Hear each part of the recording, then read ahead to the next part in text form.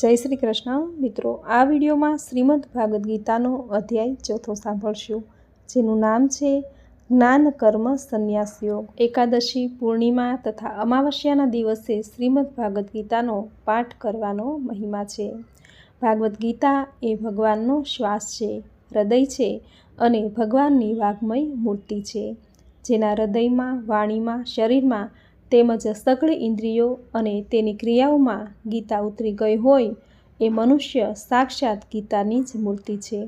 એના દર્શન, સ્પર્શ, ભાષણ તથા ચિંતન કરવાથી પણ બીજો માણસ પરમ પવિત્ર બની જાય છે। ગીતાજીની તોલે સંસારમાં યજ્ઞ, દાન, તપ, તીર્થ, વ્રત, સંયમ કે ઉપવાસ વગેરે કશું જ નથી। ગીતા એ સાક્ષાત ભગવાન શ્રી કૃષ્ણના મુખારવિંદમાંથી નિસરેલી વાણી છે। એવી પવિત્ર વાણીનું શ્રવણ કરી આજના દિવસને પાવન બનાવીએ। બોલો ભગવાન શ્રી કૃષ્ણની જય। શ્રી ભગવાન બોલ્યા, આ અવિનાશી યોગ મેં સૂર્યને કહ્યો હતો। સૂર્યે પોતાના પુત્ર વૈવત્સ મનુને કહ્યો અને મનુએ પોતાના પુત્ર રાજા ઈક્ષ્વાકુને કહ્યો। હે પરંતપ, આમ પરંપરાથી પ્રાપ્ત આ યોગને રાજર્ષિઓએ જાણ્યો, પણ ત્યારબાદ તે યોગ ઘણા સમયથી આ પૃથ્વીલોકમાં લગભગ લુપ્તપ્રત થઈ ગયો।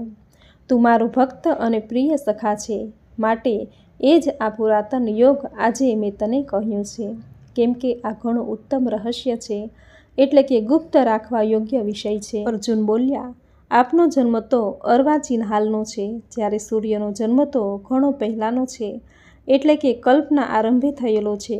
તો હું એ વાતને કેમ સમજું કે તમે જ કલ્પના આરંભે સૂર્યને આ યોગ કહ્યો હતો? શ્રી ભગવાન બોલ્યા, હે પરંતપ અર્જુન, મારા અને તારા ઘણા બધા જન્મો થઈ ચૂક્યા છે, એ બધાને તું નથી જાણતો, પણ હું જાણું છું। હું અજન્મા અને અવિનાશી સ્વરૂપ હોવા છતાં પણ, તેમજ બધાય પ્રાણીઓનો ઈશ્વર હોવા છતાંય પોતાની પ્રકૃતિને આધીન કરીને પોતાની યોગ માયાથી પ્રગટ થાઉં છું। હે ભારત, જ્યારે જ્યારે ધર્મની હાનિ અને અધર્મની વૃદ્ધિ થાય છે, ત્યારે ત્યારે હું પોતાના રૂપને સર્જું છું, એટલે કે સાકાર રૂપે લોકો સમક્ષ પ્રગટ થાઉં છું।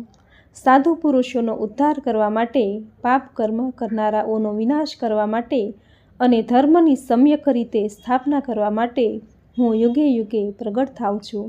હે અર્જુન, મારા જન્મ અને કર્મ દિવ્ય, અર્થાત નિર્મળ અને અલૌકિક છે। એમ જે માણસ તત્વથી જાણી લે છે, તે દેહ છોડીને પુનર્જન્મ નથી પામતો, પણ મને જ પામે છે। જેમના રાગ, ભય તથા ક્રોધ સંપૂર્ણપણે નાશ પામી ચૂક્યા હતા, તેમજ જેઓ મારામાં અનન્ય પ્રેમ ભાવે સ્થિત રહેતા હતા, એવા મારે આશ્રય રહેનારા ઘણાય ભક્તોનો આ પહેલા ઉપર પણ કહેલા જ્ઞાનરૂપી તપ વડે પવિત્ર થઈને મારા સ્વરૂપને પામી ચૂક્યા છે। હે પાર્થ, જે ભક્તો મને જેવા ભાવથી ભજે છે, હું પણ તેમને એવા જ ભાવથી ભજું છું, કેમ કે સૌ મનુષ્યો સર્વ રીતે મારા જ માર્ગને અનુસરે છે। આ મનુષ્ય લોકમાં કર્મોના ફળને ઈચ્છનારા માણસો દેવતાઓનું પૂજન કરતા રહે છે, કેમ કે એમને કર્મોથી ઉત્પન્ન થનારી સિદ્ધિ સત્વરે મળી જાય છે। બ્રાહ્મણ, ક્ષત્રિય, વૈશ્ય અને શૂદ્ર આ 4 વર્ણોનો સમૂહ ગુણ અને કર્મોના વિભાગ પ્રમાણે મારા દ્વારા સર્જાયેલો છે। આ પ્રમાણે એ સૃષ્ટિ રચના વગેરે કર્મનો કરતા હોવા છતાં પણ મુજ અવિનાશી પરમેશ્વરને તું વાસ્તવમાં અકર્તા જ જાણ। કર્મોના ફળમાં મારી સ્પૃહા નથી, માટે મને કર્મ લિપ્ત નથી કરતા। આ પ્રમાણે જે મને તત્વથી જાણી લે છે, તે પણ કર્મોથી નથી બંધાતો। પૂર્વકાળના મુમુક્ષુઓએ પણ આ પ્રમાણે જાણીને જ કર્મો કર્યા છે, માટે તું પણ પૂર્વજો વડે સદાકાળથી આચરવામાં આવેલા કર્મોને જ કર। કર્મ શું છે અને અકર્મ શું છે, એનો નિર્ણય કરવામાં બુદ્ધિશાળી પુરુષો પણ મોહિત થઈ જાય છે, માટે તે કર્મ તત્વ હું તને સમ્યક રીતે સમજાવીને કહું છું, જેને જાણીને તું અશુભથી એટલે કે કર્મ બંધનમાંથી મુક્ત થઈ જઈશ। કર્મનું સ્વરૂપ પણ જાણવું જોઈએ અને અકર્મનું સ્વરૂપ પણ જાણવું જોઈએ, તેમજ વિકર્મનું સ્વરૂપ પણ જાણવું જોઈએ, કેમ કે કર્મની ગતિ અતિ ગહન છે। જે માણસ કર્મમાં અકર્મ જુએ છે અને જે અકર્મમાં કર્મ જુએ છે, એ માણસ સઘળા માણસોમાં બુદ્ધિશાળી છે, તેમજ એ યોગી સમસ્ત કાર્યો કરનારો છે, જેના સર્વ શાસ્ત્ર સંમત કર્મો કામના કે સંકલ્પ વિના થાય છે, તથા જેના બધાય કર્મો જ્ઞાનરૂપી અગ્નિ વડે બળી ગયા છે, એ મહાપુરુષને જ્ઞાનીજનો પણ પંડિત કહે છે. જે માણસ સર્વે કર્મો પ્રત્યેની તેમજ તેમના ફળ પ્રત્યેની આસક્તિને બધી રીતે ત્યાગીને સંસારના આશ્રયથી રહિત થઈ ગયો છે, તથા પરમાત્મામાં સદાય તૃપ્ત છે, તે કર્મોમાં યોગ્ય રીતે વર્તતો હોવા છતાં પણ વાસ્તવમાં કંઈ જ નથી કરતો. જેને કશાયની ખેવના નથી, અંતઃકરણ અને ઇન્દ્રિયો સહિત જેણે શરીર જીત્યું છે, તેમજ સઘળી ભોગોની સામગ્રીનો જેણે પરિત્યાગ કરી દીધો છે, એવા સાંખ્ય યોગી કેવળ શરીર સંબંધી કર્મ કરતો હોવા છતાં પણ પાપને નથી પામતો. ઈચ્છા વિના આપમેળે મળેલા પદાર્થમાં જે સદાય સંતુષ્ટ રહે છે, અદેખાઈનો જેનામાં સર્વ રીતે અભાવ થઈ ગયો છે, હરખ શોખ વગેરે દ્વંદ્વોથી જે સંપૂર્ણપણે અતીત થઈ ગયો છે, એવો સિદ્ધિ અને અસિદ્ધિમાં સમ રહેનાર કર્મયોગી કર્મ કરતો હોવા છતાં પણ કર્મોથી નથી બંધાતો. જેની આસક્તિ સર્વથા નાશ પામી ચૂકી છે, જે દેહાભિમાન તથા મમત્વ વિનાનું થઈ ચૂક્યો છે, જેનું ચિંતન નિરંતર પરમાત્માના જ્ઞાનમાં સ્થિત રહે છે, તેવા કેવળ યજ્ઞ સંપાદનને અર્થ કર્મ કરનાર મનુષ્યના સમસ્ત કર્મો પૂર્ણ રીતે વિલીન થઈ જાય છે. બ્રહ્મયજ્ઞ કે જેમાં અર્પણ એટલે કે સ્રુવા આદિ ઉપકરણ પણ બ્રહ્મ છે, હવન કરવા માટેનું દ્રવ્ય પણ બ્રહ્મ છે, બ્રહ્મરૂપી હોતા દ્વારા બ્રહ્મરૂપી અગ્નિમાં હોમવારૂપી ક્રિયા પણ બ્રહ્મ છે, અને સર્વત્ર બ્રહ્મ બુદ્ધિ કરવારૂપી બ્રહ્મકર્મમાં સ્થિત રહેનારા આ યોગીને મળનારું ફળ પણ બ્રહ્મ જ છે. બીજા કેટલાક યોગીજનો દેવતાઓની પૂજારૂપી યજ્ઞનું જ સમ્યક પ્રકારે અનુષ્ઠાન કરે છે, જ્યારે અન્ય યોગીજનો પરબ્રહ્મ પરમાત્મા રૂપી અગ્નિમાં અભેદ દર્શનરૂપી યજ્ઞ દ્વારા જ આત્મારૂપી યજ્ઞનો હોમ કરે છે. અન્ય કેટલાક યોગીઓ શ્રોત્ર વડે સઘળી ઇન્દ્રિયોને સંયમરૂપી અગ્નિઓમાં હોમે છે, તો વળી બીજા કેટલાક યોગીજનો શબ્દ વગેરે સર્વ વિષયોનો ઇન્દ્રિયોરૂપી અગ્નિઓમાં હોમતા રહે છે.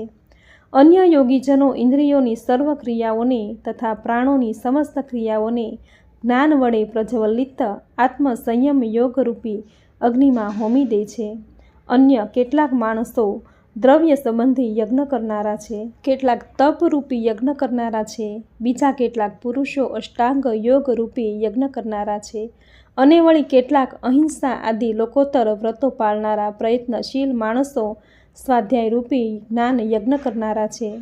બીજા કેટલાય યોગીજનો અપાન વાયુમાં પ્રાણવાયુને હોમે છે, તેમજ અન્ય યોગીજનો પ્રાણવાયુમાં અપાન વાયુને હોમે છે, તો અન્ય કેટલાય નિયમ પ્રમાણે આહાર કરનારા પ્રાણાયામ પરાયણ માણસો પ્રાણ અને અપાનની ગતિને રોકીને પ્રાણોને પ્રાણોમાં જ હોમે છે. આ સઘળાય સાધકો યજ્ઞો દ્વારા પાપોનો નાશ કરનારા તેમજ યજ્ઞોને જાણનારા છે.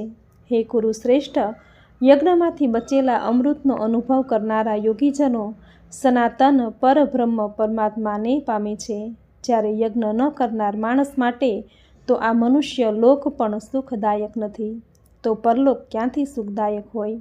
આવા બીજા પણ અનેક જાતના યજ્ઞો વેદની વાણીમાં વિસ્તારથી કહેવાયેલા છે. એ સર્વને તું મન, ઇન્દ્રિયો અને શરીરની ક્રિયા દ્વારા સંપન્ન થનારા જાણ. આ પ્રમાણે તત્વથી જાણીને તેના અનુષ્ઠાન દ્વારા તું કર્મબંધનથી પૂર્ણ રીતે છૂટી જઈશ. હે પરંતપ, દ્રવ્યમય યજ્ઞની અપેક્ષાએ જ્ઞાન યજ્ઞ ઘણો ચઢિયાતો છે, તથા હે પાર્થ, સઘળા કર્મો જ્ઞાનમાં સમાપ્તિને પામે છે. એ જ્ઞાનને તું તત્વદર્શી જ્ઞાનીજનો પાસે જઈને જાણી લે. તેને યોગ્ય રીતે દંડવત પ્રણામ કરવાથી, તેની સેવા કરવાથી, તેમજ કપટ છોડીને સરળ ભાવે પ્રશ્ન પૂછવાથી પરમાત્મા તત્વને બરાબર ઓળખનારા એ જ્ઞાની મહાજનો તને એ તત્વજ્ઞાનનો ઉપદેશ આપશે, જેને જાણ્યા પછી ફરીથી તું આ રીતે મોહને નહીં પામે. તેમજ હે પાંડુપુત્ર, જે જ્ઞાનથી તું સમગ્ર ભૂતોને નિઃશેષ ભાવે પહેલાં પોતાનામાં અને પછી મુજ સચ્ચિદાનંદ ધન પરમાત્મામાં જોઈશ. જો તું બીજા સમસ્ત પાપીઓ કરતાં પણ વધારે પાપ કરનાર હોય તો પણ તું જ્ઞાનરૂપી નાવડા દ્વારા નિઃસંદેહ આખા પાપ સાગરને સારી રીતે પાર કરી જઈશ. કેમ કે હે અર્જુન, જે રીતે ભળભળતો અગ્નિ ઘણા બધા ઈંધણોને ભસ્મીભૂત કરી નાખે છે, તે જ રીતે જ્ઞાનરૂપી અગ્નિ સમગ્ર કર્મોને ભસ્મીભૂત કરી નાખે છે. માટે આ સંસારમાં જ્ઞાનના જેવું પવિત્ર કરનારું નિઃસંદેહ બીજું કશું જ નથી. આ જ્ઞાનને ઘણા સમય સુધી કર્મયોગના આચરણ દ્વારા શુદ્ધાંતઃકરણ થયેલો માણસ આપમેળે જ આત્મામાં પામે છે. જીતેન્દ્રિય સાધન પરાયણ અને શ્રદ્ધાવાન માણસ જ્ઞાનને પામી જાય છે. આ જ્ઞાનને પામીને એ વિના વિલંબે તત્કાળ જ ભગવત પ્રાપ્તિ રૂપી પરમ શાંતિને પ્રાપ્ત થઈ જાય છે. પણ વિવેકહીન, અશ્રદ્ધાળુ તેમજ સંશયગ્રસ્ત માણસ પરમાર્થને નિશ્ચિતપણે ભ્રષ્ટ થઈ જાય છે. આવા સંશયગ્રસ્ત મનુષ્ય માટે ન આલોક છે, ન તો પરલોક કે ન સુખ.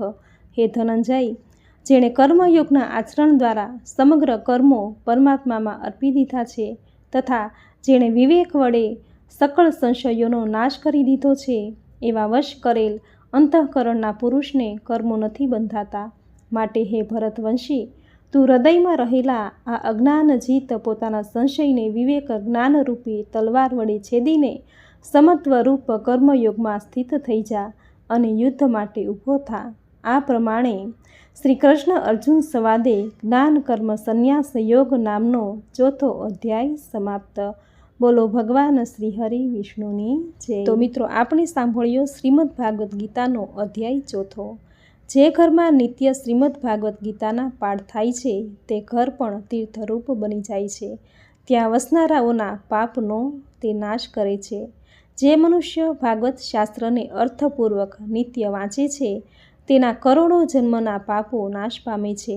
જે ભાગવતના અર્ધા શ્લોકનો કે શ્લોકના એક ચરણનો પાઠ કરે છે તેના નિત્ય રાજસુયજ્ઞ તથા અશ્વમેઘ યજ્ઞનું પુણ્યને પામે છે.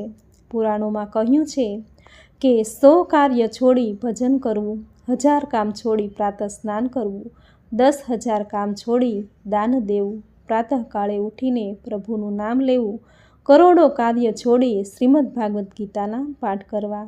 કારણ કે આ કળયુગમાં શ્રીમદ ભાગવતના પાઠ જ કલ્યાણકારી છે. આથી દરેક વ્યક્તિએ થોડો પણ સમય કાઢીને શ્રીમદ ભાગવદ્ ગીતા જરૂર વાંચવી કે સાંભળવી જોઈએ. જો તમારી પાસે વાંચવાનો સમય ન હોય તો ગુજ્જુ પરિવારના વિડીયો દ્વારા તમે શ્રીમદ ભાગવદ્ ગીતાના પાઠ સાંભળી શકો છો. તો મિત્રો, આ વિડીયોમાં પૂરી શ્રદ્ધાથી તમે શ્રીમદ ભાગવદ્ ગીતાનો અધ્યાય 4થો સાંભળ્યો. જે સાંભળવો તમને જરૂર ગમ્યો હશે તો વિડીયોને લાઈક કરી કોમેન્ટમાં જય શ્રી હરિ વિષ્ણુ, જય માતા લક્ષ્મી, જય શ્રી કૃષ્ણ જરૂર લખજો. ચેનલ પર નવા છો તો ચેનલ સબસ્ક્રાઈબ કરી બાજુમાં બેલ આઇકન પ્રેસ કરી દેજો, જેથી આપણા આવતા દરેક નવા વિડીયોની નોટિફિકેશન તમને મળતી રહે. તો ફરી મળીશું આવી જ નવી ધાર્મિક માહિતી, નવી ધાર્મિક કથા સાથે. ત્યાં સુધી આપ સૌને મારા જય શ્રી કૃષ્ણ.